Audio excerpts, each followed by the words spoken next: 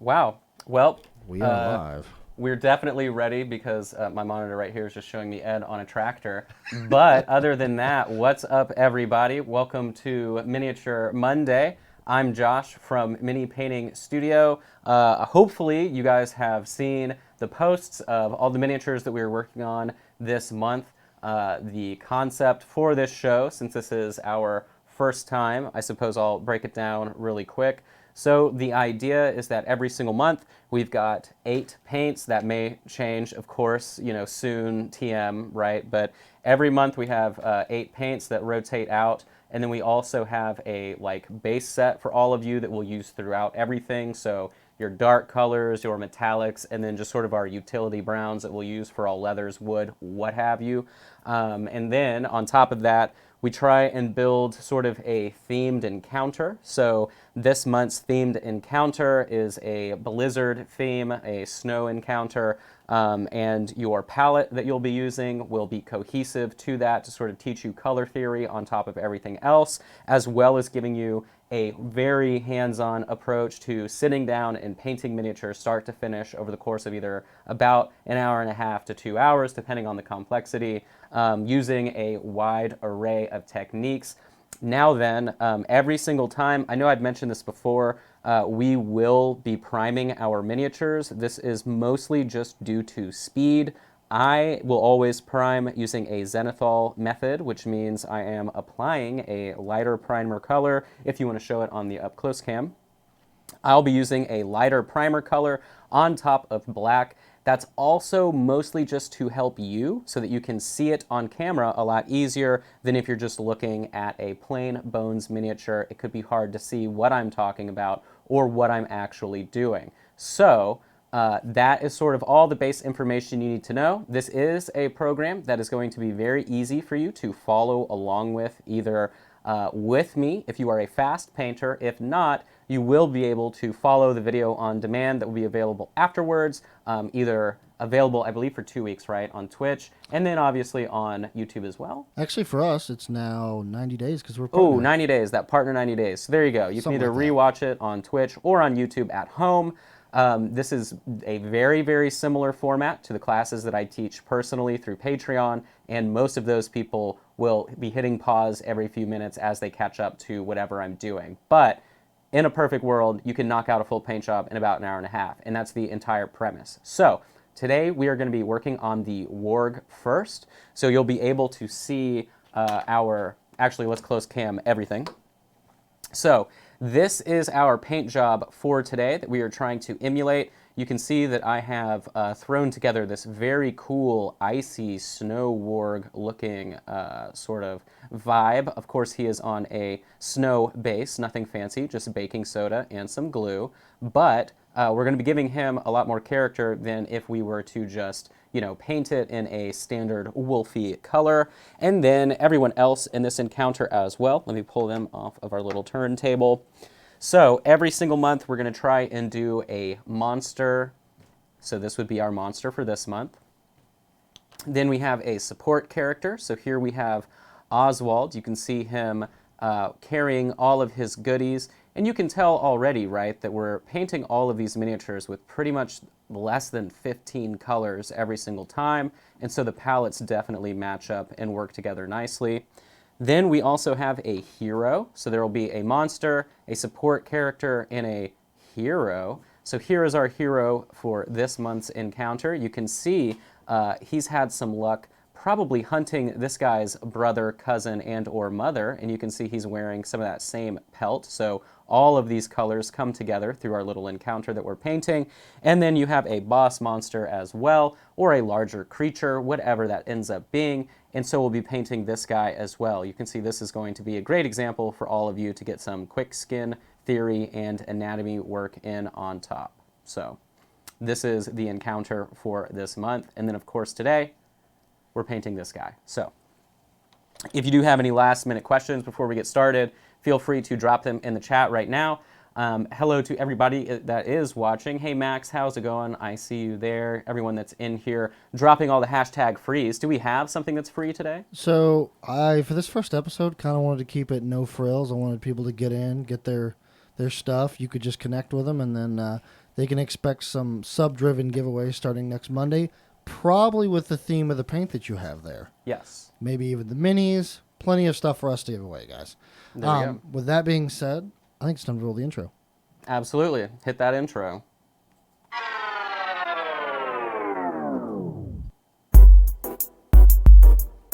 Also, for Mike Disney, since he's watching, I had to repurpose your art, Mike. We're still using it. I just have to use it somewhere else. But thank you again for doing that, buddy.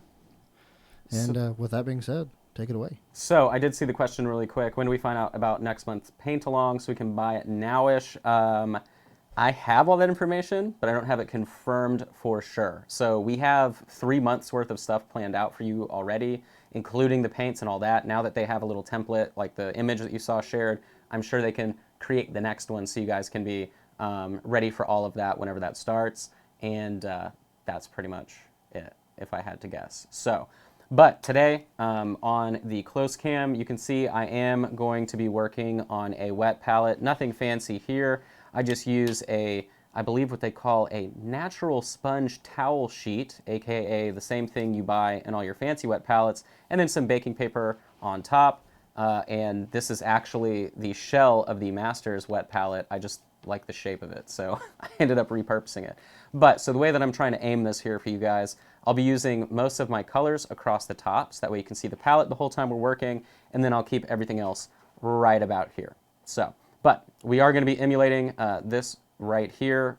It'll take probably about an hour and 20 or so with a combination of some different techniques that some of you may not be totally familiar with. So now then, if we're looking at our miniature that we are going to be working on versus what we have, you can see that some things have been done possibly if you know the technique. What we're going to be utilizing today is a lot of pigment wash. So that means we're going to be making washes using just water and the paints that we're using. Some of that as well is utilizing the Reaper clear colors, so clear blue, and then going back on top after it's dry and detailing. The only dry brushing we're doing today is directly on top of its nice little ridged back. Everything else is going to be handwork and implied fur, meaning we're going to be sort of just doing brush strokes where the fur operates, and everything else there is relatively simple. So we can go ahead and get started. Now then, if I remember correctly, it has been over a month since I painted this guy.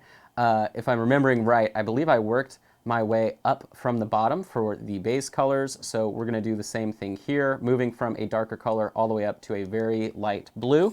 To do that, I guess today we'll go over the different colors that we're using since we haven't done that at all ever, I guess. That makes sense, right? So I'll go ahead and get the whole palette out just so you can see what we're working with this month, and I'll sort of explain why I like the colors. I am missing one color, but we have a very close cousin substitute that I found downstairs, so it should be okay. No reason to fret. But typically we would have Nightshade Purple. If I don't think we need it today at all. If we do, I subbed Night Sky Indigo because that was downstairs, so I got it. Otherwise, Nightshade Purple is a part of this month's little palette. But all of the other colors that we're rocking with. So here we have Nightmare Black. Nightmare Black is pretty cool. It is a crazy, super deep blue black. Now then, some of you noticed on my list of colors, it said we were using Noir Black. However, the SKU was Nightmare Black, and then the image that came out said we were using Nightmare Black. Pretty much any typical black that you have is going to work out just fine. And then if we want something with a little bit of seasoning sprinkled on top, we may throw in some Nightmare Black. Then for our whites, we aren't actually using white. We're using an off-white whenever we need that. So we're going to be using linen white. You can see that here. And then specifically for this month, we've also included Dirty Bone because it's a little bit tinged green, and it can also be tinted with a little bit of brown to create a skin tone. Is this the wolf from the female frost giant? Nope, this is just Warg, W-A-R-G. It is its own thing. So our next color is taking us into the blue range. So we have Templar blue here. This is a pretty nice, rich blue. You can see it right there. It's sort of a grayed out ultramarine if I had to describe it in any other way than what you're seeing. Then the next blue that we can utilize is clear blue. A lot of these are going to be used for tinting and extending the range of our color capabilities. So every month you'll probably have a clear color mixed in if I can get away with it. And this month we have clear blue because it all works out well. Then our last sort of chilled out blue, you can see I've spilled something on it like a true professional, would be Snow Shadow. This is a very, very light blue that isn't baby blue. So it's sort of like a light gray with just a sneeze of blue mixed in. Then even more exciting, I should say, is Stone Gray. If I had to describe that, you know, it's a rock or something pretty sweet. Then we have Intense Brown. Intense Brown is just a slight bit different than our other brown colors we've been using for, oh, nope, here we go. So you can see the 3 browns that we have to use this time around. This one I ended up choosing so that we could have something that could either be opposite of our Intense Brown, which is sort of our generic, you know, oil, leather color, wood color. This can be mixed into a skin tone. This is Bronzed Shadow, which I believe some people use as a skin tone base anyway. And then for any darker color that we need and shadow purposes, we're also using Dark Skin. Again, this whole list is available online wherever you see either my posts about the show or the actual show info as well. The only other random color we have, just so that we don't go crazy with a bunch of blues and browns, is Shadow Green. So you can see that here. Sort of like a muted army green, olive green color. Then the 2 metallics we're going to be rocking with for pretty much everything. I didn't go for a super shiny gold or a copper or a bronze. I went with antique gold because it's kind of ambiguous. You can mix it with a lighter silver, something like that, and change its properties, or you can mix it down with another pigment. And then for all of our silver needs, which obviously we don't need either of these today, we're using honed steel just because it's a nice little sort of blue tinted steel. Relatively simple. But, so those are all of our colors, so that way you've at least seen them. If you haven't seen the list, we'll probably use most of them today, if not close to all. Obviously, we don't need any metallics or anything like that. But the first thing I'm going to do is go ahead and start laying out our palette. So I'm going to get out our blues and our grays to prepare all of the painting that we'll be using, and I'll probably also throw down our off-white, the linen that we have here. But I think that's it. So on the wet palette, I'll just be dotting a little bit of paint here for us. Now you can see that this was Nightmare Black over here, and if I were to show you, you can see that that definitely doesn't read as black at all, which is why I was like, yeah, we should probably use Noir Black. But this is a very, very dark, pigmented blue black. The more that you use, the more black that it appears. The less that you use, or the thinner it is, the bluer it is. Then we have a clear blue. And if any of my paints are clogged, which they are, I've got this bad boy with me, a paint poker, so I can fix it. There we go. The clear paints are really nice. They are pretty much just pigment in medium, so you can use them on their own if you need to, or like we will be using it for, to tint things and make some washes.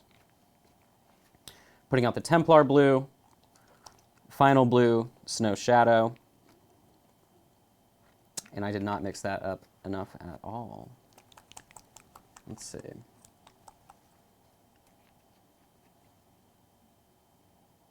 There we go.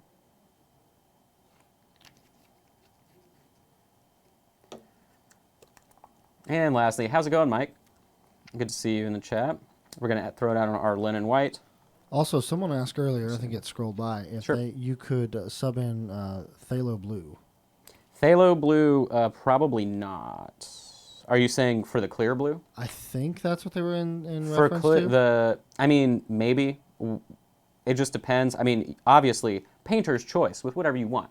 So if you're just following along at home, just know it'll look different, right?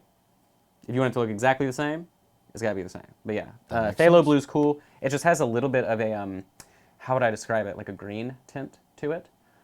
Which if you are mixing it then with something like this, the linen white, you may get unexpected results, but it'll still look sweet.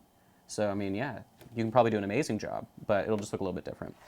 All right. But, so, first things firstly, we can go ahead and get started. Now then, for those of you that have ever watched me paint before, again, you can always check me out, facebook.com/minipaintingstudio, or you can go to minipainting.studio, the website, or check me out on Patreon, patreon.com/minipaintingstudio. But if you've watched me before, typically, whenever I'm painting, I always use my paintbrush as a measuring tool. So I will do one brushful of paint with one brushful of water, and that is how I prep all of my paint. That way you know exactly the consistency I'm working with at all times.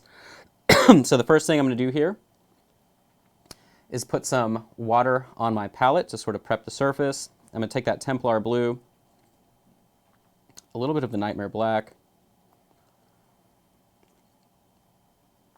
a little bit of clear blue, and I'll do a thumb check for you so you can see the color that we're working with, or glove check, I should say.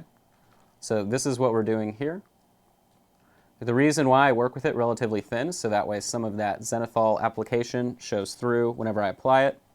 And this is very, very easy. We're just going to be going down the bottom of this miniature, just like this. Now then, it will be a slight miracle if we get both of these miniatures to look identical, but it should be relatively doable. We are using the same paints after all. Of course, in my infinite wisdom, when I was painting all of the miniatures for this month previously, I didn't record it for myself. I had enough confidence to be like, nah, we'll make it happen, but we'll see how close we can get. Then, if I'm remembering correctly, as I'm working my way up on the active palette, I just highlight him moving up. So I'm not really waiting for much. So what I'm going to do is I'm going to then add probably a full brush tip amount of the Templar blue to the color that we just had. And if you're wondering how to do a immediate taper of color, I leave a little barrier, as you can see, in between my application of the last color, and then I literally taper them both. Since both colors are wet and they have the same surface tension, they should play nicely, and they'll taper together for you without too much issue. I'll do the same thing on this side.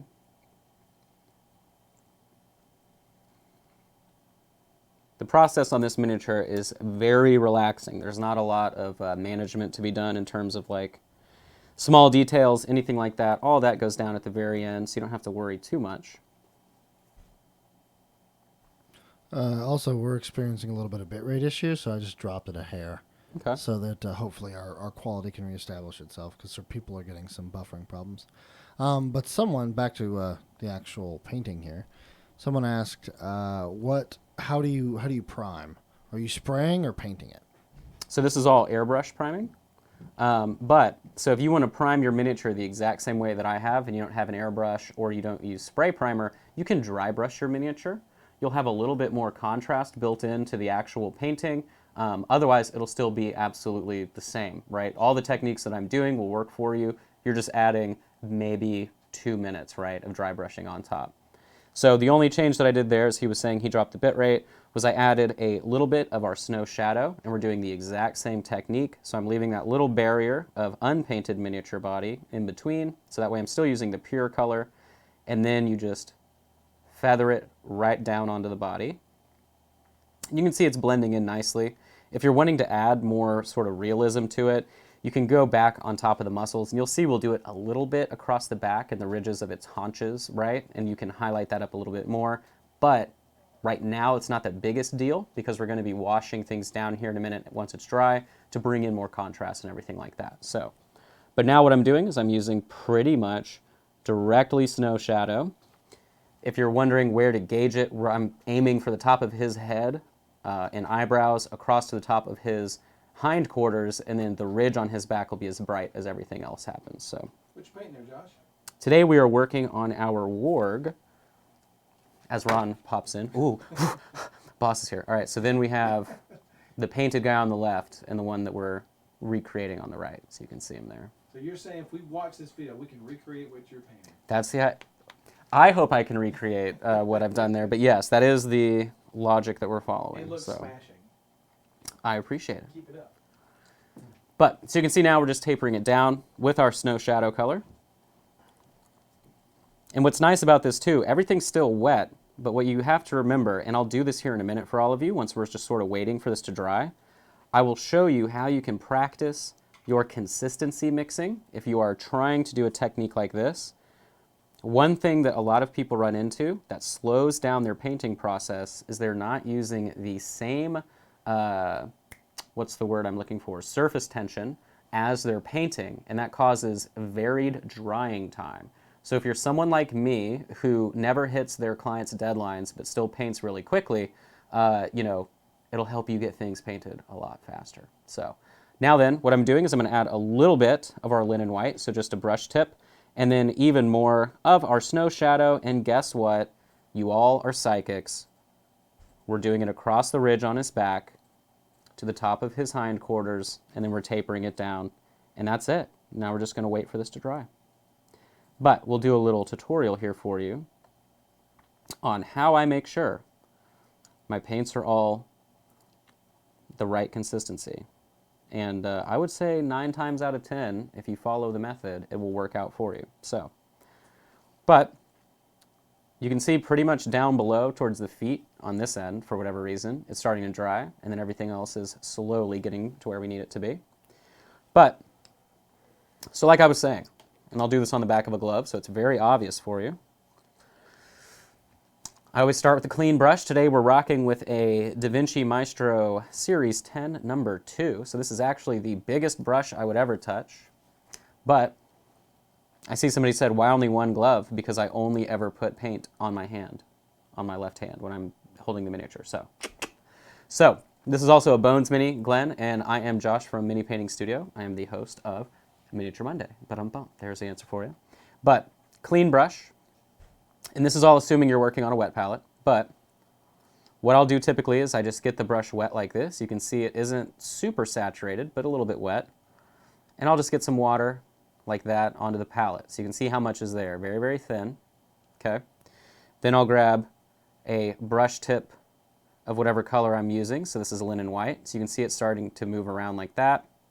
Then I'll grab a brush tip. So when I'm saying that, I'm literally digging in with my brush like it's a paint, like it's a shovel. So this is a brush tip amount, right? You can see the daub right there. Clean the brush out. Then I do the same motion. I just dip the brush in the water. Then I mix it.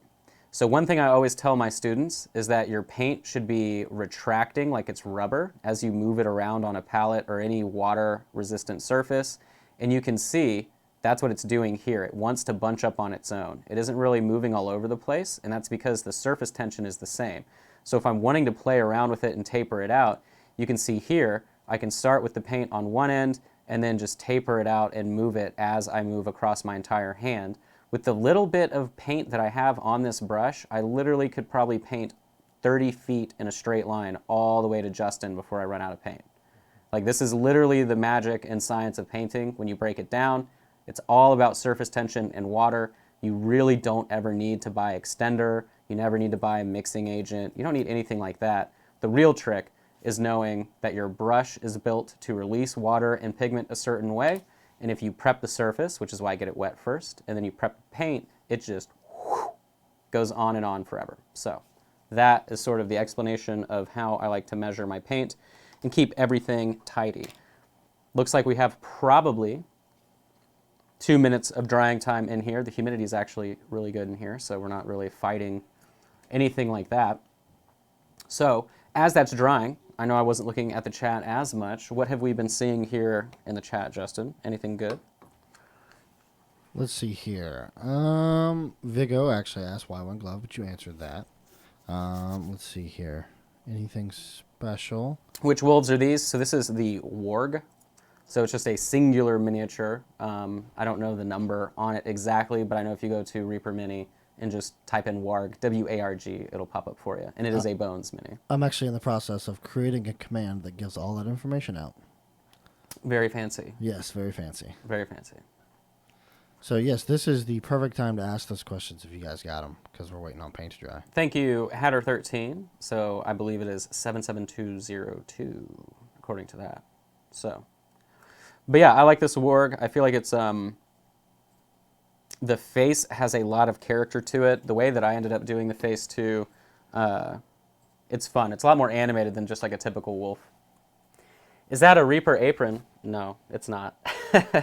So actually, like my shirt and a lot of the stuff that I have that's custom is made by a friend of mine who lives in Norman, Oklahoma, who runs his business. Sorry about that mic move. Who runs his business under House Hawkins. design. So there you go. Is there a site that shows Reaper resellers? Is there a stockist thing on the website? The shows Reaper retailers? I don't think so, actually. Okay. I'm not certain on that. Unless it's hidden somewhere. It's Right. not. It's something that's immediately accessible. I'm not sure, Knox Geek. I'm sure if you have a friendly local game store, of course, the friendly is important. You can probably call them and say, "Hey, do you carry Reaper stuff?" And they'll say, "Oh yeah, we love it. Come down and buy more of it." But if not, buying directly from Reaper is always really sweet. Every single month they have, I guess now, multiple promotions that go on, depending on how much money you end up spending. If you're buying stuff every single month, and then purchasing from them directly, if you spend $40, you end up getting free shipping. So it definitely is not definite. It's not difficult to do. Which camera are you using to record your painting? It's some kind of document camera. It's not what I use at home, so this is new for me. Yeah, it's a document camera that I don't want to promote necessarily because it's we've had 2 of 3 break, and I don't want people buying them, to be honest with you. Not that the company's a bad company. It's just I cannot put my stamp of approval on this camera. It works now. Yeah. Don't know if it's going to work tomorrow. So. Yeah, so I may bring my camera at some point too. We just need a boom mount to plug it into, or I can even bring mine, but Okay. we can do that too. Typically I use a DSLR with a adjustable lens, so I'm always used to like grabbing it, zooming it in constantly. Glenn, that's funny. So now I know who you are, that you posted that comment. Yeah, the Mantis, what was it? A Mantis Barbarian, I believe was the name of it. That sculpt was really awesome. And then I did like the freehand on the back of it, and I ended up adding multiple layers of gloss coat to do some gemstones built into the freehand. So like fake sculpting on top. Not that it wasn't obviously a well sculpted gi. I just made it a little bit, weirder on the back because I didn't know what to do with it. So, yeah, I think if I'm not missing anything else, let me see. How do you feel about your new coach? I don't know who my coach is. Oh, he's asking about. Do you watch any sports at all? Not at all. I'm not a sports ball guy. I used to be a basketball guy in Oklahoma I was City. about to say. I thought you said you liked the Thunder. Thunder, yeah. Yeah. Okay. I knew I wasn't losing my mind. Yep. No, the Cowboys. You may or may not have heard of this. They fired their old coach, and now we have Mike McCarthy, which is the old Green Bay coach. None of that may mean anything to you at all. To Cowboys fans, it's pretty awesome. I think, at least. I'm still interested in seeing the funeral pyre when Jerry Jones kicks it, but Oh man, there's going to be one. Oh, yeah, it's gonna be a big deal. See, that shows me how crazy it is that someone who doesn't pay attention to sports at all knows how much that human being has had an impact. well, on the sport. I've heard probably. I grew up in Allen, Texas, so Okay. I've heard more people say Jerry World than Disney World growing up. There you go. So that's probably Exactly. yeah. Exactly. All right, Reaper John's here. He says, "Let's get painting. That's cute. You should get back to work." Let's see. Called the Michael Collins camera. Oh, great. Now Dave's here too. Great.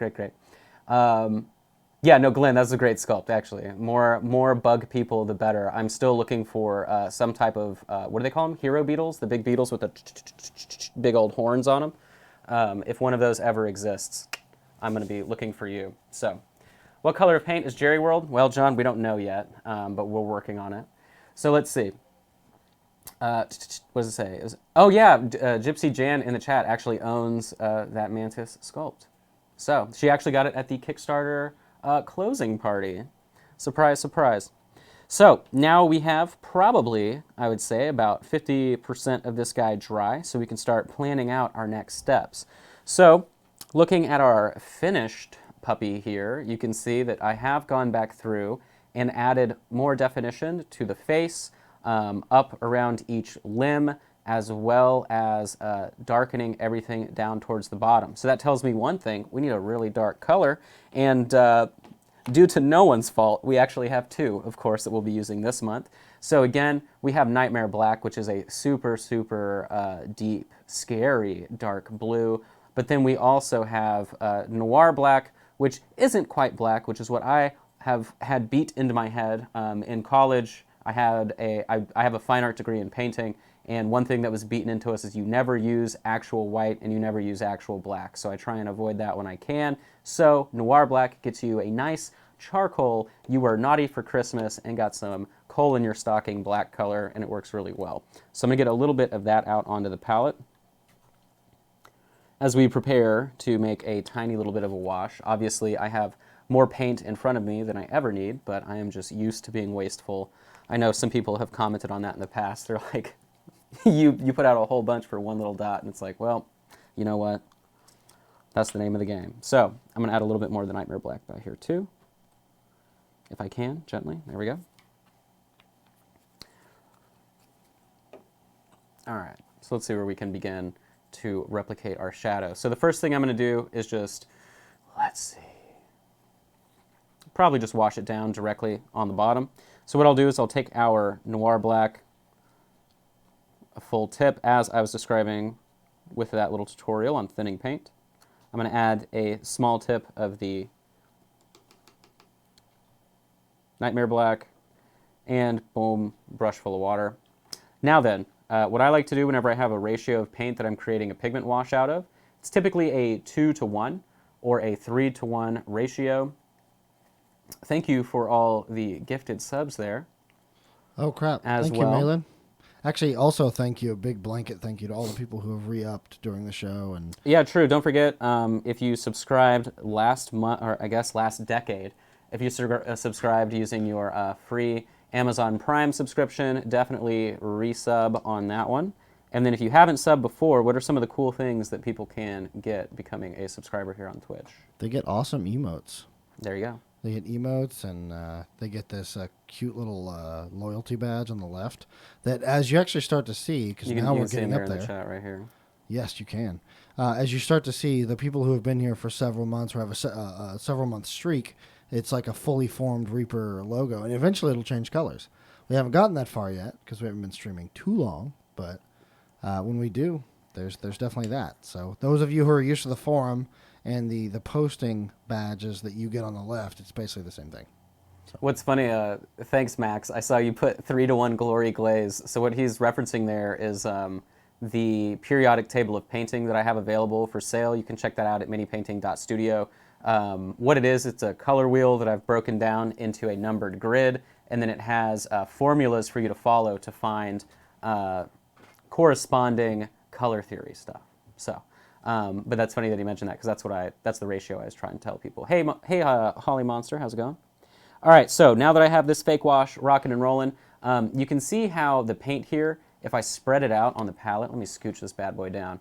So if you see, if I spread it out, it tries to bunch back up. Right, like it's like we're watching Flubber, if Flubber was Reaper paint, and it's trying to come alive and congeal. So that's sort of the consistency of the paint that you're looking for whenever you're mixing your wash. You want it to still have some sort of grasping nature, right, from the actual pigment, but you want it to be watery enough to where when you apply it in the shadows, that it goes into all the recesses that you need. So you can see me applying this here. Now what we're applying is relatively dark, but you should be able to see, with the help of our lovely camera here, it'll be going into the recesses and the shadows. For the first application, I'm only worried currently about things that are going to be deep, dark, and spooky in shadow. So the underside of its belly, the underside of the tail, and then the legs itself. Now, whenever I paint, I almost always, 99.9%, 100 times out of 1 million, paint dark to light as my light source from below. You can tell that pretty much from anything that I've ever painted, but you can especially see it here. I don't really go back and highlight up things that are closest to the actual base of the miniature, because it allows you to focus in more on things like faces and other details people actually care about if you're trying to paint something quickly and just get it done. So now that I had all of that wash used up, I'm going to make a little bit more. So I'm going to re-prep my area here with a full thick old brush full of the color. Add more Noir Black. Then this time around, I'm just going to add a direct dollop of the clear blue. This will help bring out all of the fur and the super light areas that we have going across the back of its head, the back of its back, the ridge of its back. I don't know. We need words here. But, you know, those parts of the warg body. We're not trying to make fun of the way he's shaped, but, you know, we have to describe it. It's a medical show. So now then, going across the middle, look at that. That's pretty intense, right? It will dry less pigmented than we apply it here, but you can at least see the consistency. Now, if you're someone at home that has pre-mixed washes or colors that would make sense, you can always feel free to do that. That's painter's choice.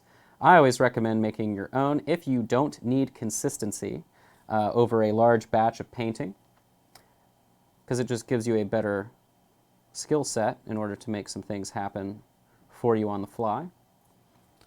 Someone asked if you're working from a reference photo originally, because I know you painted the other one. Nope. That's our reference. But Just that. This is our reference for today, and then typically when I paint, I have no idea what I'm doing, so I just kind of paint it.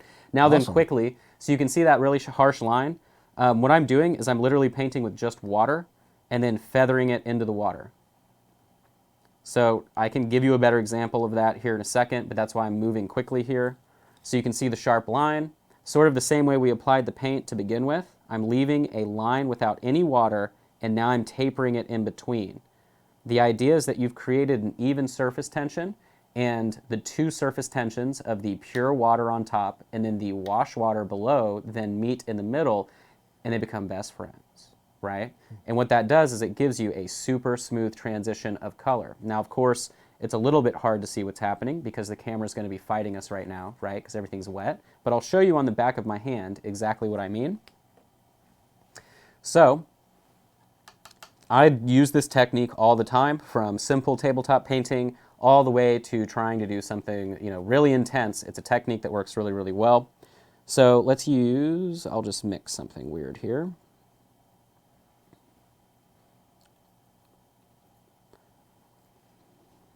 So I've got this color right here below, relatively thick. Cleaning the brush out. And if I want it to taper in the space in between, I get a lot of water, and then I begin to taper it down like that. And then what it does, as you've created the even surface tension in between, it'll then fade up. Now, of course, we have a perfectly flat surface, which is not what you want when you're doing that technique, but you can at least visualize what I'm talking about. It's the two sides meeting in the middle with the water, and then they go in between the two. So like, let's see if I do blue on top, gray on bottom, and then water in between the two, you'll get them to meet in the middle a lot faster than if you were trying to do layer by layer to make the colors mix. And it's just a really fast and effective technique to do transitions of color. So that's what we're doing here.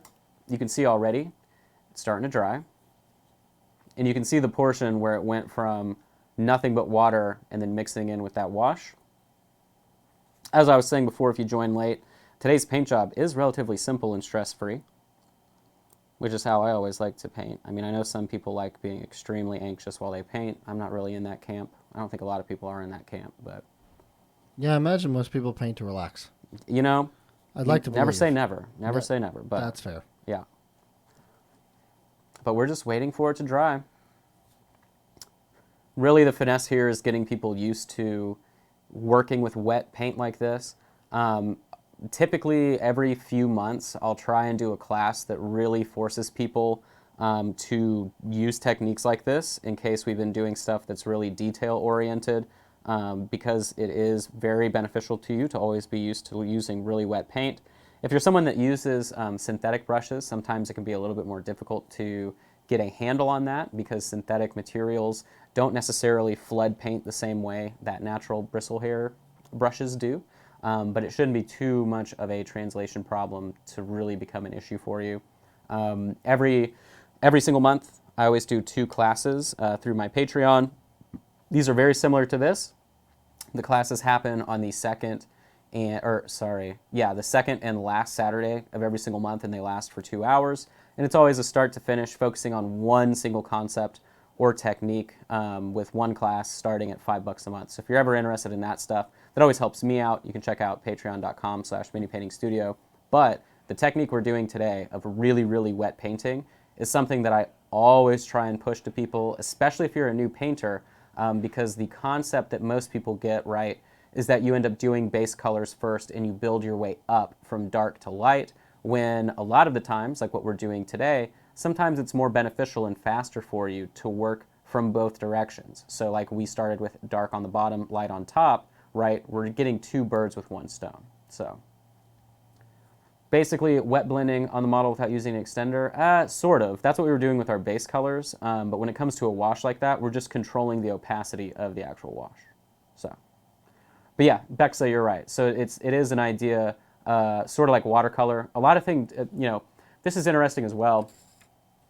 So what's funny is a lot of people don't think about it. Whenever we're doing miniature painting, the brushes that we use are actually watercolor brushes. So that's what all of these Sable brushes are invented to do, whether it's Winsor and Newton, right, going back hundreds of years to create the perfect watercolor brush, or Da Vinci, whatever it is. A lot of the finesse behind brush control in miniature painting, if you're doing it at a really thin, really wet level, are pretty much all watercolor techniques. It's just less of a surface area to work with. So if you're ever interested, right, in like brush control topics, concepts, ideas, example videos, brush care, explanation of how the brushes work, don't search for miniature painting with those topics attached. Search for watercolor painting, fine art watercolor painting, brushes, brush care, brush technique, and then all of a sudden all that stuff will show up for you and you'll be like, oh, this makes a lot more sense, right? Because that is what these brushes, Sable brushes, are actually engineered to do. So, but that was a good comment about the watercolor, because yeah, it's literally the same thing. You're just translating it onto a 3D object. So the outline that was left on my glove, well, that's because I wiped it. I'm not sure like exactly what you're referring to there. If you're saying like tea staining, right? If it's how do you avoid tea staining on the miniature, that's a question of surface tension. So if you're getting tea staining on anything, it's because you don't have an even surface tension. If you are going to start watching my show every single Monday, you're literally going to hear me say the word surface tension a million times. Someone should start a counter today, and you'll be a hero. So, but that's a good question. Yeah, the opaque ring, right. So that's surface tension. So since the back of my hand is rounded, that means all of the water is going to go in a ring in that direction. It's science. It's like that scene from Jurassic Park. I'm Jeff Goldblum. I'm like, you see the butterfly, you put the water in the drop, or whatever he did, being Goldblum. But all right, so now around the face, we are dry. We're ready to move in and start prepping for our detailing. What's nice about this too is we essentially prep the face and then finish the rest of the body and then go back and do the rest of the face. So I'm going to take a little bit of the wash that we used previously. Let me move this back down a little bit so you can see the wash. There we go. I'm going to go directly up around the edge of the eye and then up the snout around the mouth. So I'm not going to touch the snout. I'm not going to touch the outside edge of his sideburns here, whatever we want to call that part of a warg's facial hair. But I'm going to really illustrate and enhance the eye, around the mouth, and up the snout, into the eye. And that's it. And that's all I want to touch, are those areas right there. Go a little bit in between the eyes because he is furrowing his brow. And then again on this side, I'm only going to focus on that little scoop of joy that is his cheek, up the snout, and into the eye. And that's it. That's really all I want to worry about. We can go in and do the ear there a little bit, not too much. We can do the ear there a little bit too, but not too much. And you can see already, he's really come to life. Yes, Gypsy Jen, they actually will be on YouTube. Now, there will be a 24-hour delay on each one. So this time tomorrow, you should see this one on YouTube. But you can watch it sooner than that on Twitch if you'd like to through our VODs. They're always available for you. So. Yes. So we have a pretty good question here. How do you control how much water you have in your brush as you start? What a great question. Forsaken Crow, you get a gold star of the day. How do I control? Well, here's your answer, and it's a really, hold on, let me pull this out of my little brush holder on my deal here. Okay. So, cut to me yanking brushes out of my... Let's show this brush holder, guys. Oh yeah, I have a built-in brush holder, custom made. Look at that. Look at that. And Awesome. It stays away from your shoulder the whole time, so it won't like hurt the tip of the brushes. But anyway. Perfect. So, I almost only ever paint with a size 1. And then today, because we're doing lots of washing, I'm using a size 2. But to answer your question, you're like, how do you control the amount of water as you get a bigger brush? So that is why I always say you should use your brush as a measuring tool, because if you are working with a larger brush, I would assume you're working with larger amounts of paint, right? So it scales on its own. It's its own measuring tool. The tip is larger, so you're pulling a little bit more paint. The brush itself is larger, so you're pulling more water, right?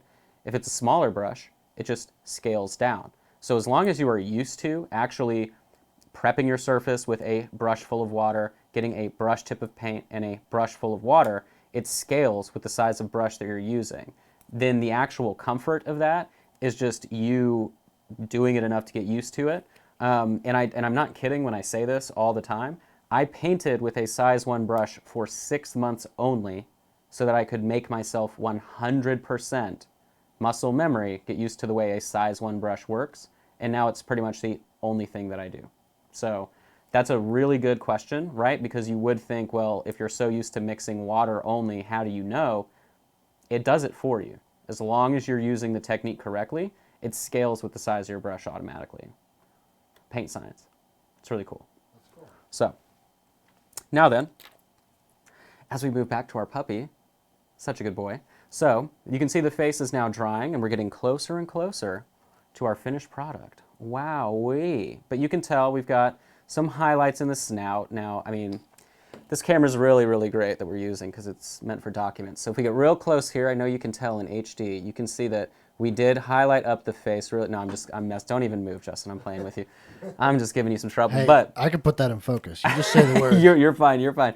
But so what I end up doing here is we're going to be highlighting bright up to the tip of the nose to give it more dimension and more character, right? Because honestly, out of this entire sculpt, I think this is the best part right here.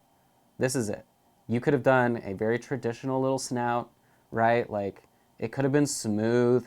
You didn't need to put all the ridges in it. But all these little ridges that go across the top of the snout give this thing character. So that is sort of what I have deemed to be the most important detail on the sculpt.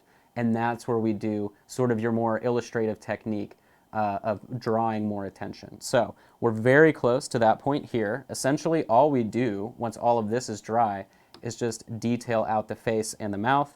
But we do need to sculpt out those shadows a little bit more on the insides there of the left and right of the arm, and then I think the top.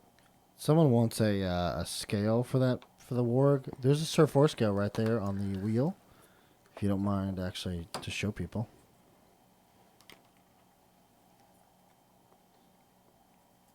He's a good puppy. See? That's a big dog. That's a big dog. You could convert Sir 4 scale to... I mean, look, Sir 4, he showed up painted correctly for the palette this month, so I do appreciate it. But yeah, so you can see how big he is. So this is a 2-inch base as well. This would be good. I would say you could run this as any kind of dire wolf, warg, any type of maybe even a sentient wolf, right? Like a leader of a pack, something like that, if you were going to create an encounter out of it. But yeah, definitely a big boy, not very small. It's honestly the same size as the one that has 6 legs. If I remember right, isn't there a Bones wolf that has like 6 legs? I think there is. I'll search for it. Hold on. Okay. I don't know. I'm remembering there's some kind of wolf with multiple legs, but about the same size as that guy. Unless I've completely gone crazy with the thousands of miniatures at this point that I think of from Reaper. I forget what it's called though. Is it like a goblin wolf or wait, no. I should not look at his screen. Spirit wolf? Is that what it is? I don't remember. I believe there's like a strange multi-legged wolf. Well, when I type in wolf, I get nothing. Okay. So I have to remember what it is, but there definitely is from Bones 4. There is a 6-legged wolf. Thank you. Shout out to chat. I'm not crazy. So see, there's, my girlfriend, I'll be on the phone with her and, she'll be done doing whatever for the night and we're about to go to bed and she'll be like, so what are you doing? Because I'm not talking as much. And I'm like, nothing. She goes, you looking at miniatures? I'm like, yeah. Because that's just, I just look through and I'm like, this exists. So let's make his face exist, if we would like to. But now what we're going to do is we're going to sculpt a little bit. And by sculpt, I mean we're going to be sculpting in our shadows on this miniature. Everything is pretty much dry and prepped for us to go through. And a Blood Wolf 02754. Justin's looking. The website says, no. That's a six-legged wolf. Six-legged wolf. Shout out to my brain. I haven't ruined it yet. So, thank you, Coco. Bargist. Oh, thank you, no avail. I was wondering what yeah, that is the exact word I was looking for. So, now I'm going to be taking the wash, and it's going to be very obvious what I'm doing. Look at this. Wow. Look at that shoulder blade. Wow. Look at that hip. You see what's going on here. You guys are all real smart in the chat. We're sculpting in, right, definition. Look at this. Look at that. That's how we make sure he has a neck. See? We're going to sculpt that shadow in with our brush. And actually, the six-legged wolf in Bones is in Bones Black. Bones black. It is. Oh my goodness. 44025. There you go. Thank you, Josie, and thank you, Taz Lanch. Thank you guys for finding that. Now this side of our friend here, not as shapely, but we'll try and pretend to yoga pants his body and enhance some of his natural curves, you know. We'll go in behind the ear, give him a little scratch.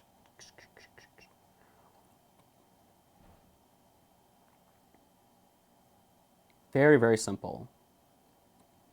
Even though this paint job doesn't take too long, it will make you feel like it's taking forever since you are watching a bunch of wet stuff dry rather than layering. But you just gotta have faith, you know, that it's all worth your time. You can see now we have more definition there, just as we did in the finished miniature. Haha, see? Now then, what we can do next is sort of go back through and highlight up. Now that we've washed everything down multiple times and he's gotten muddied up a little bit, what I'm going to do is I'm going to take a little bit of our, I believe, Snow Shadow mixed with Templar Blue. Probably a tip of both mixed together evenly. We'll do a little glove check to test the color. That's relatively cool. So, now what I'm going to do, with a very little bit of paint on the actual miniature itself, I'm going to go back through and redo some of the highlight on top of the leg, following it down the middle of his haunch.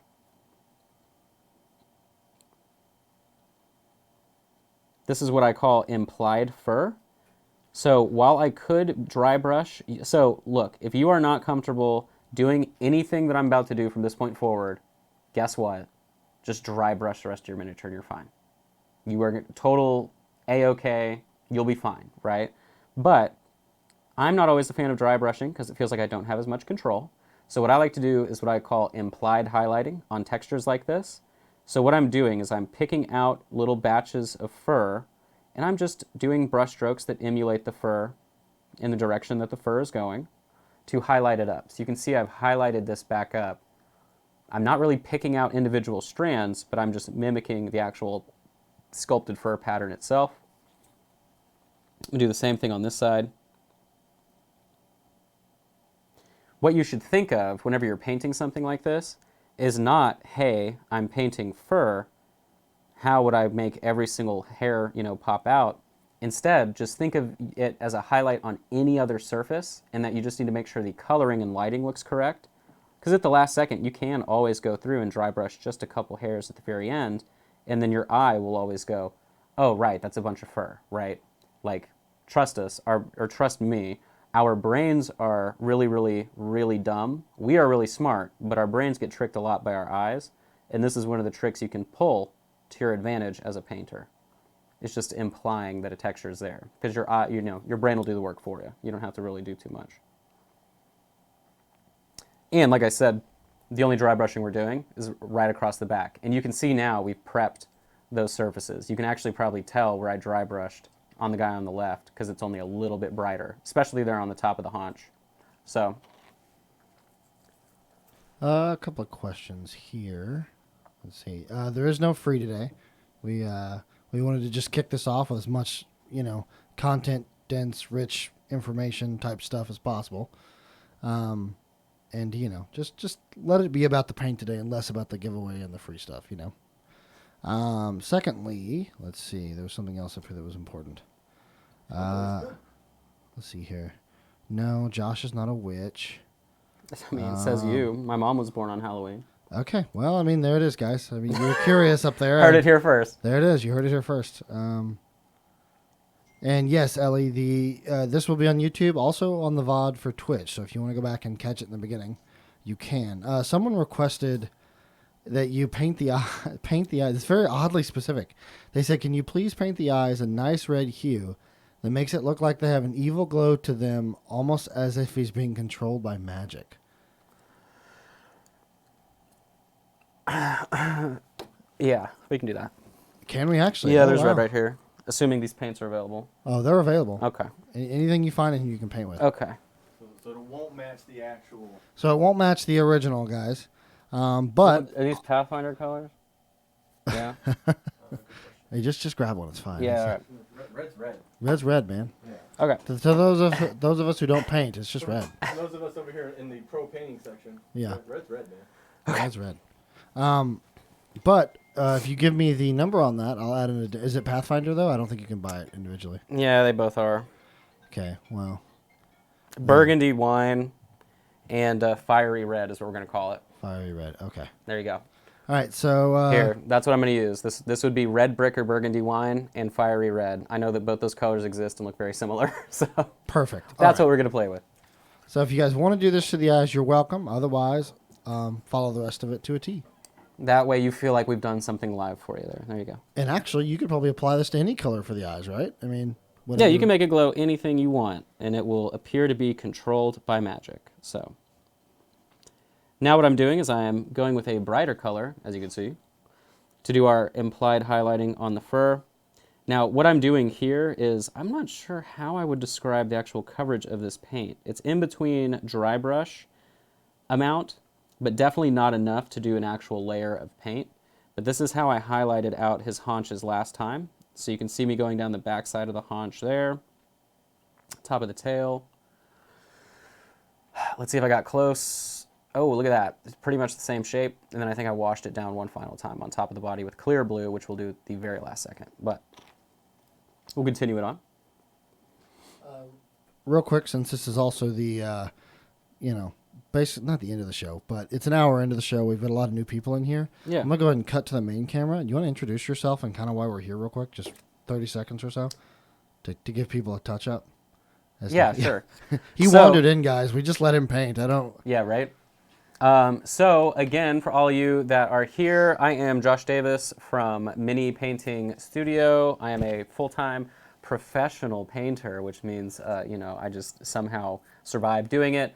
And so the new show here, Miniature Monday, is pretty much a full start-to-finish miniature that corresponds with a selected paint palette for the month. Currently, we have 6 colors, I believe, that are standard throughout all of the painting that we're going to do. That's a sort of black color, sort of white color, our metallics, and some utility stuff in between.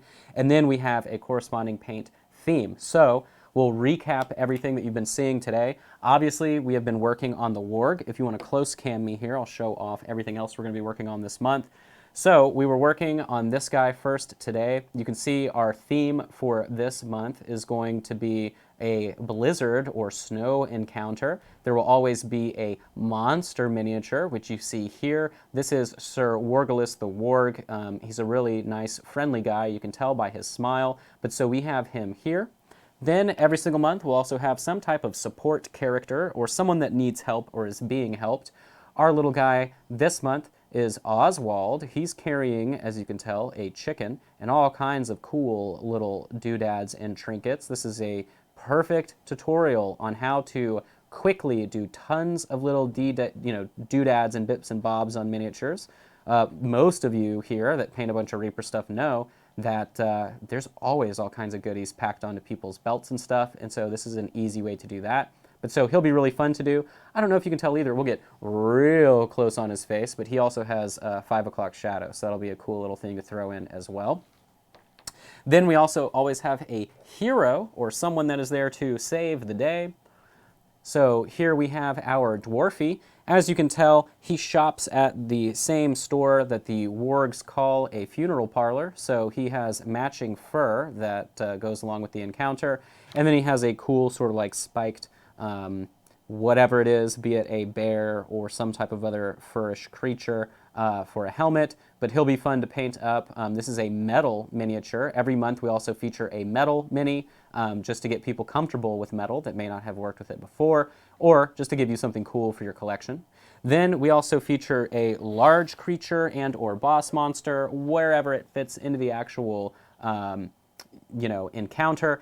And so this month we have this troll that we paint up nicely into a cool blizzard wintry theme. So you can see him here. Really, really easy skin work. I think you all are going to be very, very surprised at how easy it is to do this skin. Literally everything that I have shown you already on this paint job, on the warg, is applied on this guy as well. And then it'll just be a really simple example of where to place highlights on skin and everything like that. I think we just did last month in December on my Patreon was also a skin month. So we did 2 classes focusing on skin. Very similarly, we painted the Bones Black Stone Giant, and then we also painted the Bones Black Blacktooth Raider, which is one of the T-Rex themed like cavemen minis from the Lost Valley expansion, whatever it was called. I don't know, my brain only remembers so much. But again, you can see all that stuff. If you sign up for my Patreon starting at $5, there's already 25 2-hour classes waiting for you right then and there. And then there's 2 classes every single month. Again, we'll plug that real quick. Patreon.com/minipaintingstudio. Please feed my cat. But that is not the focus of today. Obviously, it is this show. So this is everything that you can look forward to. This month, we will have the list for the other months coming out for you. As long as no changes happen, I would assume probably halfway through the month, you'll have, you'll have all the list of the colors, everything you need there. Like I said, we have 3 months worth already through the end of February, March. Planned, so that's ready to go. I have the miniatures, I know what they are, I'll be painting them, and then now that I know sort of the format, I'll obviously show them off or do little fun like blurred picture previews for you to get you excited. So we've done almost all of the work with this that we need before the finishing touches, so we can go ahead and finish that up. I don't know if I missed any questions. We've gotten pretty close actually to my initial paint job. The only thing I can tell already that's different, we are going to do a wash with clear blue on top, which is a good way to utilize the clear paints. And then I've also done a noir black wash again on the bottom. That's why this is more pigmented than this guy. And then we will just finish out the teeth, finish out the eyeball, which we're going to make glow, I suppose. And bada bingus, bada boongus, you've got a warg. So, but let me see if I missed anything in the chat. Tons of info. Yes, there's so much info. I'm seeing stuff about Super Bowls. That's cool. And boom. There you go. All right. Easy peasy. Now then, since I mentioned the wash on the fur, we can go ahead and just do that. So again, I'm going to take a full brush tip of paint here. I'm just going to pick a nice fresh corner right here. And then I'm going to use clear blue and do our 3-to-1 water to paint ratio to make a wash. Are you going to show us your snow-based technique, or is that for Patreon? I actually don't do like anything like that on Patreon. Patreon is only focused on painting. The snow base itself is oh so easy peasy. You take glue and you take baking soda and you mix it together. And that's it. But you can tell Ed you want to do that for his terrain show, which I already know is a possibility. So just bother him, and maybe it'll happen. So now what I'm doing is I'm taking that clear blue, very, very, very super duper extra crispy, watery on top. You can see I'm adding tons of water here. I only want it to gently go in the recesses in the very white, white, white parts on top, which is what those colors are great for.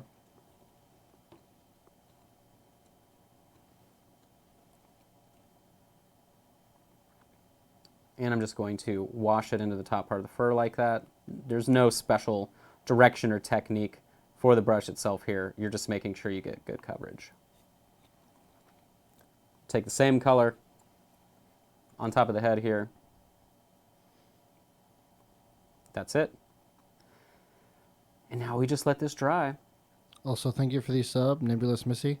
Thank you again for all the subs in the last 20 minutes. Actually, I think we've had a lot of like natural subs today. This is the most subs I've ever seen without driving it with a giveaway. Sometimes I feel like we have to we have to pay you guys to like us. Well, No, I'm kidding. Well. But thank you very much. I have to for pay for my subbing, friends. though. Yes, I have to thank pay. you, I have to pay everyone. for my friends. Thank you, everyone. Do you not experience a baking soda going yellow with time? Well, it's funny you mention that because you can just mix in some white paint and then it prevents that from happening. Dun, dun, dun. But yeah.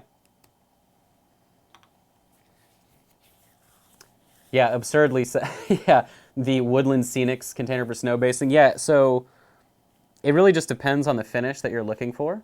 But yeah, so like I use baking soda for 99% of all my basing because let's say I want to make mud. You mix baking soda with a really dark brown, now it looks like mud.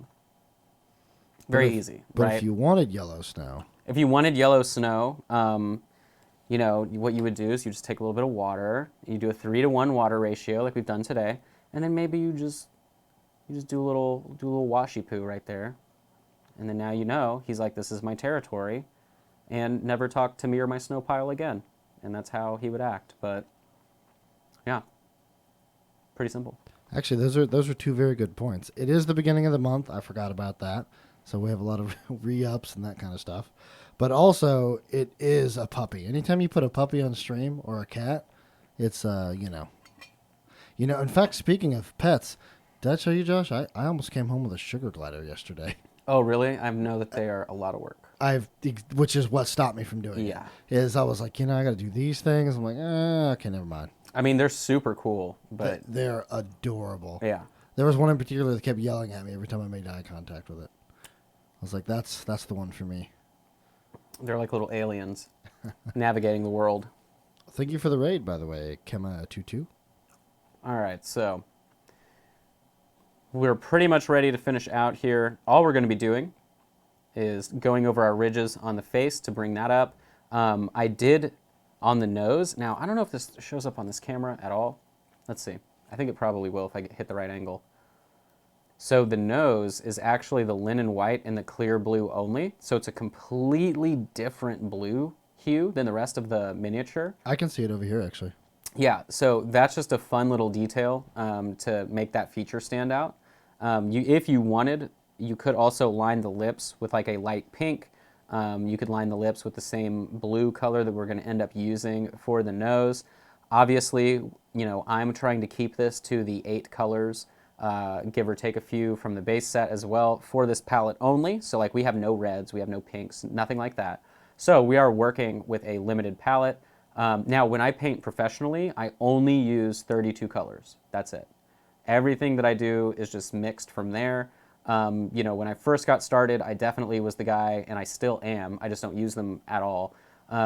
With hundreds of paints. I mean, I used to have a setup in front of me that had, I believe it holds 280 paints at a time, and that's what I pulled from because obviously you would assume if you have a bunch of pre-mixed colors and you're trying to get work done quickly, you just grab whatever you want, right? However, you end up wasting more color doing that, or wasting more time doing that than you would imagine. So I limited it down to 30. So I'm relatively used to working with a limited palette and then just shifting it down to about half of that, 14 colors or whatever per month.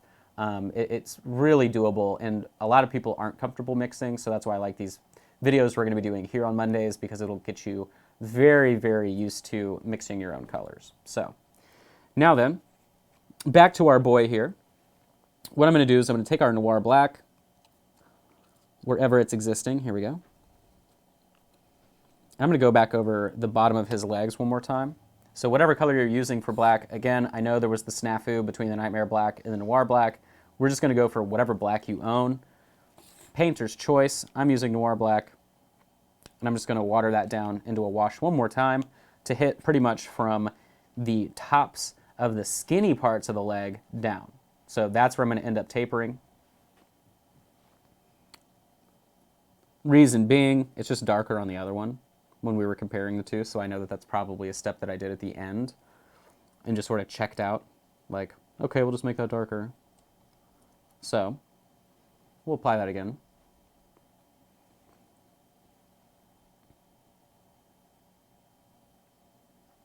And like I said, I'm stopping at the top of the skinny part of the leg. That's where I'm tapering it into. Hello, pumpkin. Your name looks new. Thanks for stopping by. Hello, ideal pumpkin. What is the shape of an ideal pumpkin? Round. Like, none of those, like, weird pumpkin blemishes, you know, the ones when you... Okay. Yeah.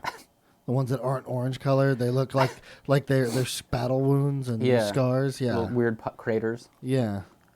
Okay. I assume. I really don't know. I'm no expert. I like how oddly direct and specific your answer got. So that's what I was looking for there.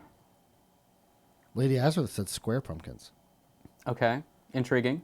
I'm surprised no one put pie-shaped. Actually, Oh, shape of a pie. There you look go. at Red that. Rogers Games. Yeah. Nice. Exactly what I was assuming. Man, now I want pumpkin pie. Yeah. We, so I was camping, or glamping, whichever term you prefer, in a cabin up in Broken Bow, Ah. or Hochatown, to be specific, Thursday, Friday, Saturday of last week.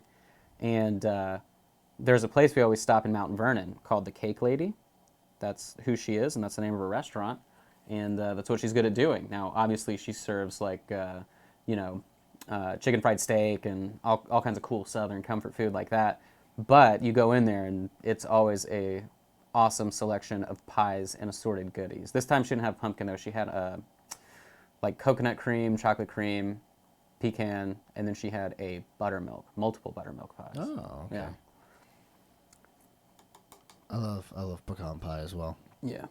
Hard to go wrong unless somebody tries to make it like chocolate or some other odd variant. It's funny you say that because my grandmother did that for Thanksgiving, obviously back in November, and let me tell you, there's nothing of greater disappointment than cutting into a pumpkin or not, a pecan pie, taking a bite and having just this chocolate punch you in the face. Yeah. I was like, oh, I'm so disappointed. Well, and I think that's the issue with the chocolate pumpkin pie is that the actual base guts that hold together the pecan pie itself is so sweet that once you Yeah. add chocolate, it's all you're going to taste. It's like, oh, So, yeah. But, what's even sadder is that this poor warg has never tasted pie. I think that's probably his attitude problem. He's hunting the frozen tundras, and all he gets are adventurers. Maybe a fat hobbit or two that may taste like pie. yeah, yeah. But, beyond that, they're kind of just really searching for issues. So, but now then, the face, at least where I want to work on it, is dry. So we can go ahead and start to pretend to care about that. So what I'm doing is I'm taking some of our snow shadow mixed with a little bit of linen white. Oh, and I did someone see this mentioned in the chat, and I didn't say it. I forget what we were talking about at the time. In case you're confused, someone said Templar blue is in the Cav colors. That may be true. I don't think it is, though. You may be confused with the new Templar stuff that just came out, if that's the case. I know that if you've watched my painting before, I love gunmetal, and that is a Cav color. I don't think this one is, though. I think this is just straight up regular MSP. So if someone got confused when they saw that in the chat, don't be too confused. But I can see why, since the Kickstarter just dropped for Cav, and it was all Templar stuff. So, but what we're going to focus on here is the nostrils and then all the little detail spots. So like the top of the eyebrow here, I'm going to be highlighting it up. Now then, little pro tip here for you. If you want to give it a little bit more dimension and you don't want it to just look like a really plain old highlight, don't do the entire bridge of the eyebrow. So what I'm doing is I'm doing the top of the eyebrow towards the tear duct and then not touching anything else. Then I'm doing a little tiny section of the very top of the eyebrow, not touching anything else. And then the other tear duct portion, nothing else. And then the other tear duct portion on the bottom. What I've done is I've just created more dimension rather than just outlining the whole thing. Now it looks a little bit more realistic than if you were, doing it that way. Following that same logic, I want the folds here to be brightest towards the tip of the nose. So that means there's 1, 2, 3, 4, including the top of the lip, of these little arches that are sculpted in.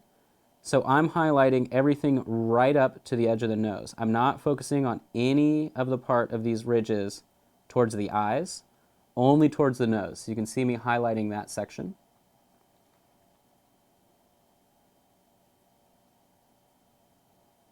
I guess it's buffering on people.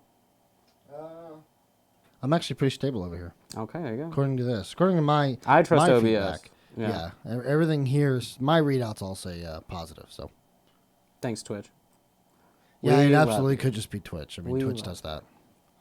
So, but you can see how it's pulling more volume, right, towards the tip of its nose. Just a little bit of a trick there.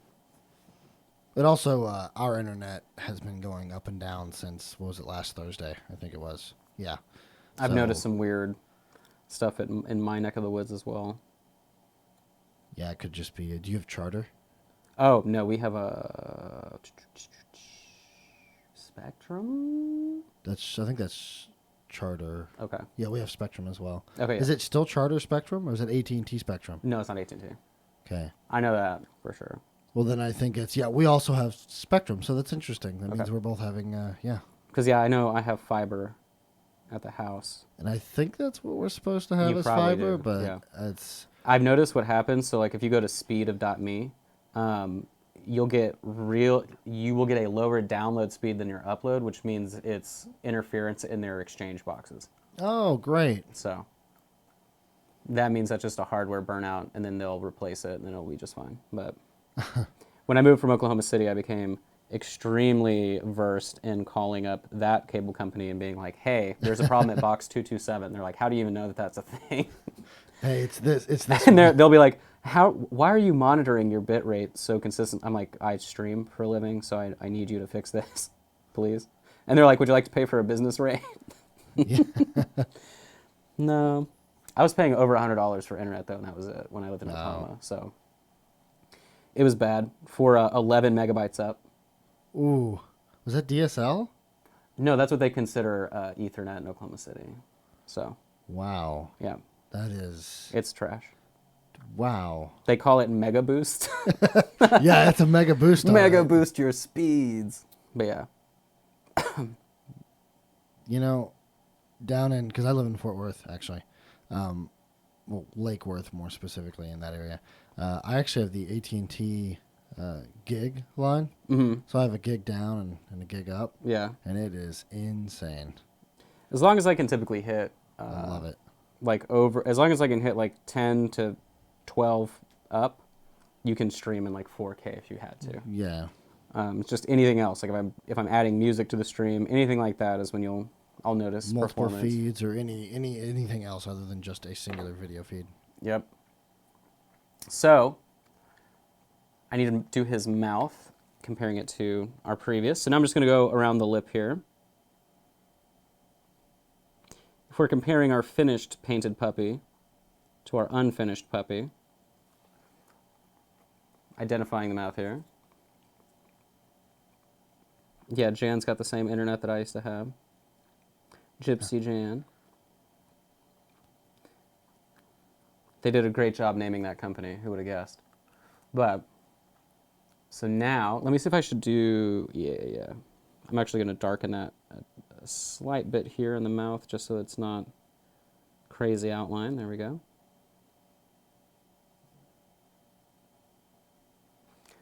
All right, so where is here it is.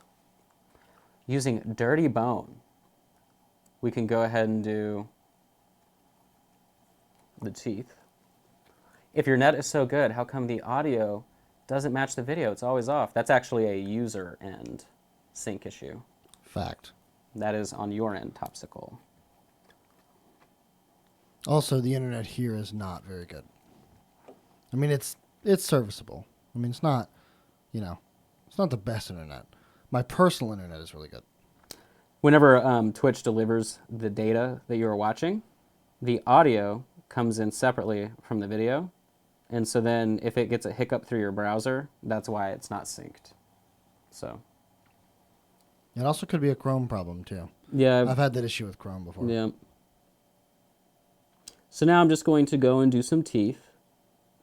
Nothing too crazy. This is a old school bone sculpt, so it's not bones black, but the teeth definitely are identifiable, as you can see. You can totally pick them out.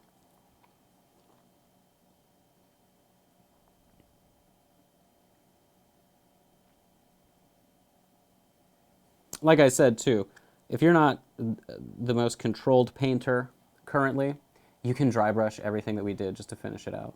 So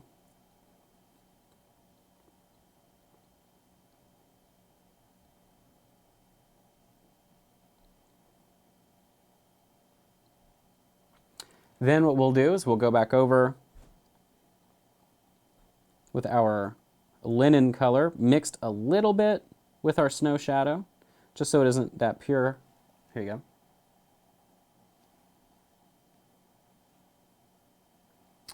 And then we'll just go over the top of the back here, gently.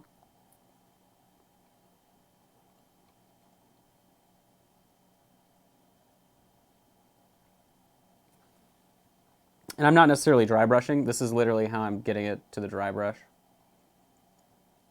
It's literally just wiping it on there. But this is more of over brushing, where you're just using the side of a brush to pick out detail. You can see it happening there. Relatively slow. Depending on the texture that you're painting, this is a pretty stable replacement for dry brushing, as long as you're not like trying to make a really smooth transition. In this instance, we're not, so it's not too worrisome. But you can see all it's doing is just picking out those top layers of fur. Do the top of the head, and then gently down the side of his little wolfy sideburns.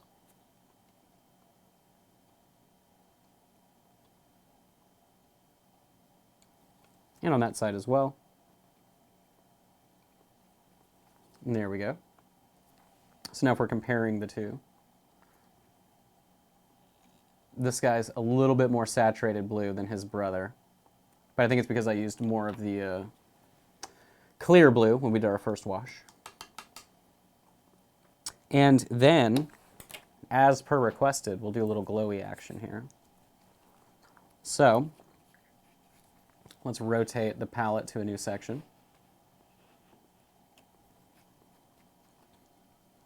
So, the colors that I would suggest so that you can get your hands on them relatively easily, anything similar to, let's say, red brick, spattered crimson, anything that's sort of just an off darker red, maybe even bruised purple would work for you. And then any kind of scarlet, bright red is fine as well.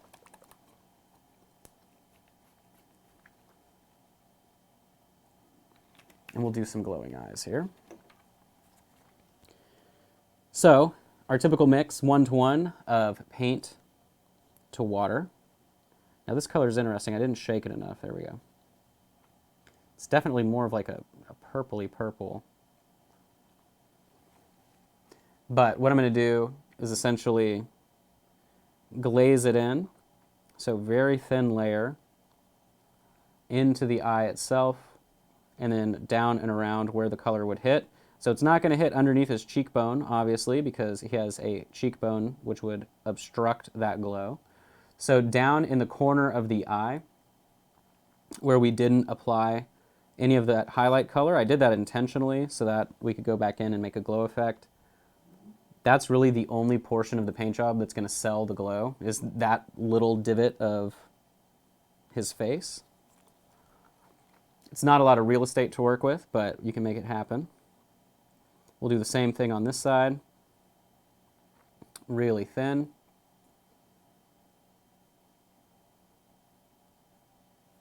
This side should be dry. Yep, it is drying. So now I'm going to mix in 1-to-1, the darker color to the brighter red. And I'll be applying that closer into the tear duct area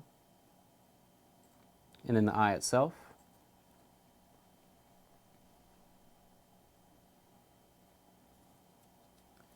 Same thing on this side.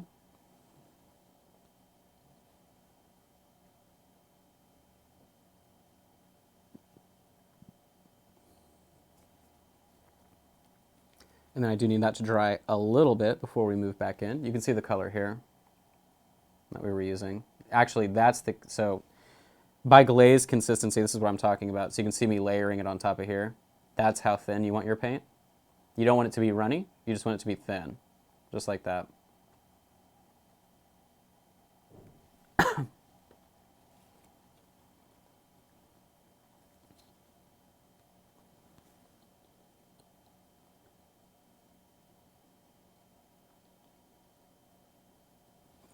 And going in once more.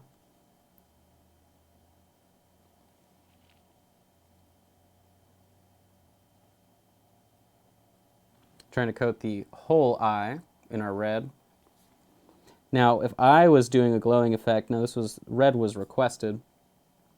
Since we're using blue, I probably would have gone for an orange or a almost magenta orange, because that is a good color to hit it with in order to contrast it. But red still works as well. Red is mostly best friends with green when it needs to.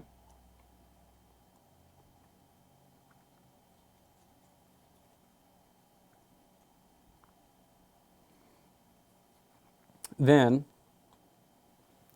for my last trick, we want this to be dry completely, and I'm going to go in with linen white directly. If you want it to glow, it will need to be very, very bright somewhere. And you don't necessarily want it to be pink pastel, so you have to be kind of smart about the process of application. So when it's dry, I'm going to go back into the eye and paint it pure white, and then we will wash down using that very, very bright red around it. That way it's not going to look pink. It'll just go into the recess, and it'll be very, very bright, making it look like it's glowing. Otherwise, you would just have like bubblegum pink eyebrows or eyes surrounded by sort of red tinted eyebrows, and it look like he's wearing makeup. Not that that would be a terrible choice for him. I mean, he isn't that pretty to begin with. But if you're selling a glowing effect, you're going to need a lot more contrast to actually make it work. So just a bit of a fun extra part here. So now I'm just going in with pure white. Well, linen white, but our pure. So you can see already it looks like it's glowing, right? But we'll sell that a little bit more by washing on top. Also, if you have a link, Numbat, you can message it to me and I'll vet it before I post it. But otherwise, links aren't allowed. So, sorry about that.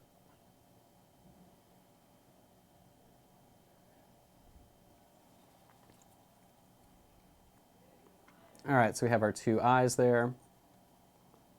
Giving them a couple more seconds to dry. Actually, let's do our nose. We never did his nose. So for the nose, we just do direct linen white plus our clear blue to get that sort of very brilliant off blue color that's separate. Sunthus wants to know if you're covering the whole eyeball with white or just a sliver of the white on the eyeball. So based on the way that question's asked, yes to both. So just the eyeball. So not the eyelids, not anything else, just the entire eye is what's sculpted there. So I'm using our white, or not our white, our white mixed with our clear blue. And then I'm highlighting that up with more linen white. Yeah, sorry, Max. Can't do that. As much as I would love for you to link your, Justin fan site, is that has to be such a simple page. It's probably got a picture on it. You'd be surprised what they can capture with a GoPro and a drone. Oh, great. Rax, that would be me, and I am Justin. I am training Dave to sit in for me occasionally when he comes up here, but I don't know how comfortable he is running anything. Okay, so now that we have that whole section of the eye dry and everything, I'm just going to go back over it, just like that. So all that's going to do is give us that red color, and it's going to dry, according to the surface tension, to push away all the way into the recesses. And that's it. Wait, Corsair, how'd you know I wasn't wearing pants? I knew you weren't wearing pants from the second I walked in this room. Unfortunately. And what's funny is we all perpetuate this, so I'm okay with it. At this point, no one ever sees me, so just assume I'm never wearing pants at work.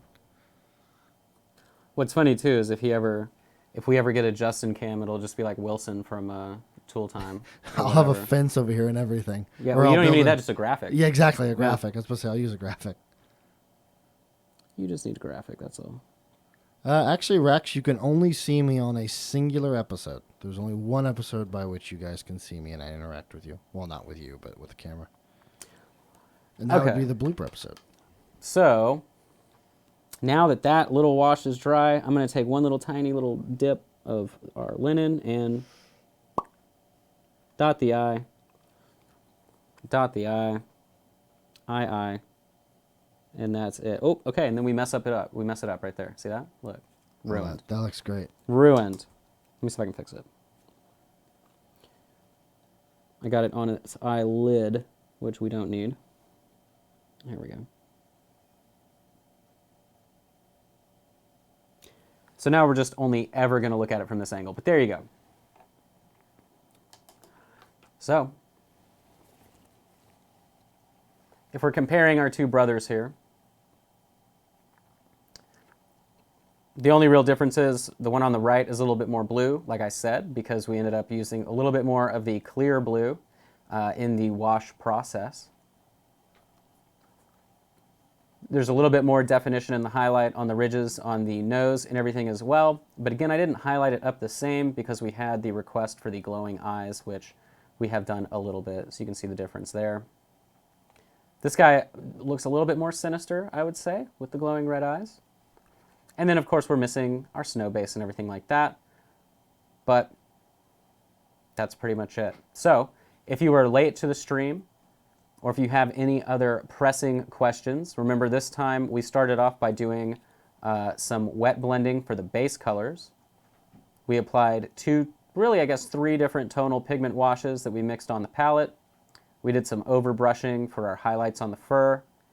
And that's pretty much it. Really, a paint job like this, to make it seem interesting, is just moving it down through the layers of washing and waiting to make that happen. So, if you have any other questions, make sure you drop in the chat. What else do we have to remind? I believe next week is, or not, yeah. So next Monday, we're working on Oswald, if I'm remembering. I think he's next in our lineup. So we'll be painting this boyo right here. No, Twisted. I don't wear a kilt. I wear no pants at all. Yeah, there's just no pants. There's no kilt. No pants. And to answer your question, Lady Azrith, I'm not exactly a teddy bear, but I'm also not small. But who knows? You may never see me. Thank you, Darkheart. I appreciate it. Made it look too easy. It is easy. You guys got this. Trust me. I wanted to do the warg first just because it really sort of, if you are going to be a person that is attempting to paint along with us at home, that is sort of the hardest technique to really get used to, is using that much water, because I use it much less on the rest of these miniatures, but it is something that I do frequently. And I knew that would be relatively easy for you guys to follow. So next week we'll be doing Oswald, assuming that's true. I think it is. Then we have the big troll. So we've got this guy. And then I believe the hero is last. I could be wrong, though. Hero maybe after Oswald. I'm not sure. It's whatever the order of the guys are in the photo. I'm sure that's what we'll go with. But again, this will be a really nice tutorial on skin, where to place your skin highlights. This one doesn't really take that long.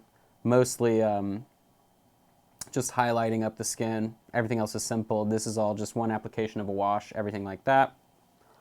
And then, of course, lastly, we have the hero for the encounter, which is this bad dwarf right here, wearing the fur pelt of what we painted today. So it comes full circle. I can see why he's being attacked if he killed this guy's dog, which I'm assuming is the overarching theme. So, but make sure you share your stuff as you're painting with it. or painting along at home, I should say, into the Reaper group on Facebook. Remember, you can join that on Facebook. I think it's just Reaper Miniatures is the actual name of the group. And you'll be able to do your work there. I think also, so we have the way that the weeks work out, the last week of this season, so to speak, of the 3 encounters worth is like an extra episode. And I know that we're going to be pulling your photos from the internet. You can also email them in if you don't use Facebook. And then we'll do a review of everyone's work at the end of all of them. So we'll be able to see all of your miniatures from this encounter, the next one that we have, one after that as well. If you drop a bunch of emotes into the chat, let's say hype or mama-san, so if you drop those into the chat, I may give you a hint as to our next theme that's happening for February. But other than that, I definitely want to see all of your work. If you have any random questions, I know I'll be checking the actual Facebook group as well on the Reaper Miniatures Facebook group, and I'll try and pop in and help you out there if you have anything specific that you're asking that you may be a little bit confused about, or whatever the case may be. And then again, make sure you subscribe here on Twitch if you can. If you have an Amazon Prime account, you get to subscribe for free. You get one per month, so definitely hit the subscribe button, and you should see a little thing that says like free subscription with Amazon Prime, and then you just connect your account there. That always helps us out. You get some extra emotes, and then I know that they're going to have some extra stuff in the future for people that are subbed as well. Make sure you follow Reaper on any other social media that they're on. I know the other day they posted something on Twitter, which I hadn't seen happen in a while. So you can follow them on Twitter. You can follow them on Instagram. I know they run the Instagram account too. Facebook, obviously, and then here on Twitch. You can follow me directly. I do multi-stream through Twitch, Facebook, and YouTube all at the same time. I usually live stream every single day at 2 p.m. CST, now Tuesday through Friday. Used to be Monday through Friday, but now here I am. So, but yeah, Tuesday through Friday, I try and stream different stuff that I'm working on, whether it's box art for different companies, stuff that clients send in, or if I'm just really bored and trying not to burn out, something that I think will be fun. Those streams typically last about an hour. And then if you want to support me and help me do more stuff like this, you can always check out Patreon, patreon.com/minipaintingstudio. And we do 2 monthly classes starting at $5 a month. And they are 2-hour long, start to finish streams similar to this. I have a whole different camera setup so I can get nice and zoomed in and detailed for you. And we do personal feedback, stuff like that, coaching, whatever you want. And then I also have painting products, painting palettes, and all kinds of cool stuff. You can see at minipainting.studio is my website, and that's pretty much it. So unless you have any other super pertinent questions in the chat that I may have missed, that's really all of it. And if Justin has any info, if we're going to go raid somebody, if we're headed a different direction, what's the plan? I do, actually. I have a raid set up. Sweet. Oh, and I guess since you did drop all the hype in the chat, what is our next encounter? I may need a crystal ball to figure out what it may be. Maybe not a crystal ball, but something made of crystal. I'll put it that way. Hint, hint. That's a nice hint. So there you go. All right, guys. We are raiding Miniatures Den, and he's actually trying to get partner. So send some Reaper love over there to help that happen. Bye, guys. See you next week. Bye, guys, and so I'll see you tomorrow. He'll see you next Monday, but I will see you tomorrow, and you guys keep being awesome. Bye, guys. Thanks, guys.